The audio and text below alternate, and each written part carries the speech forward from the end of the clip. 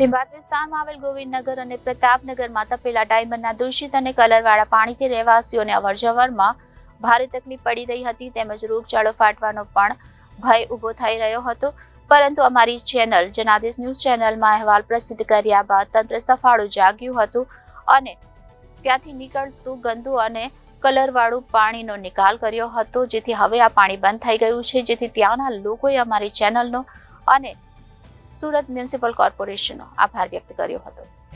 ગોવિંદનગર અને પ્રતાપનગરમાં તપેલા ડાયમંડના દૂષિત અને કલરવાળા પાણીથી રહેવાસીઓને ભારે તકલીફ પડી રહી હતી। નાના નાના બાળકોને રમવામાં તકલીફ પડતી હતી અને સ્કૂલ તેમજ અન્ય ખાનગી જગ્યા ઉપર જવાની પણ તકલીફ પડી રહી હતી, તેમજ કલરવાળા દૂષિત પાણીથી પગ પણ ફાટી રહ્યા હતા।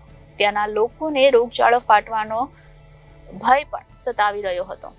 તેઓએ પાલિકાને વારંવાર રજૂઆત કરવા છતાં પણ તપેલા ડાઇનના દૂષિત અને કલરવાળા પાણી બંધ થઈ રહ્યા ન હતા અને એવું લાગતું હતું જાણે તંત્ર આંખ આડા કાન કરી રહ્યું છે, પરંતુ અમારી ન્યૂઝ ચેનલ જનાદેશ ન્યૂઝ ચેનલમાં આ અહેવાલ પ્રસિદ્ધ કર્યા બાદ તંત્ર સફાળું જાગ્યું હતું અને તાત્કાલિક ધોરણે ત્યાં કાર્યવાહી કરવામાં આવી હતી। તપેલા ડાઇનના દૂષિત અને કલરવાળા પાણીનો નિકાલ કરવામાં આવ્યો હતો, જેથી હાલ ત્યાં કલરવાળું પાણી બંધ થઈ ગયું છે, જેથી ત્યાંના લોકોએ અમારી ચેનલનો અને सूरत म्यूनिसिपल कॉर्पोरेशन नो आभार व्यक्त कर्यो हतो।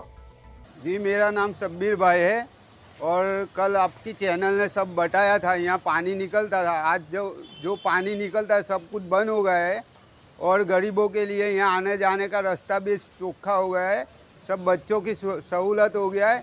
तुम्हारी चैनल का इतना आभार है कि तुमने सब गरीबों के लिए बताया और म्यूनसिपालिटी का भी आभार है कि वो काम करके गई है।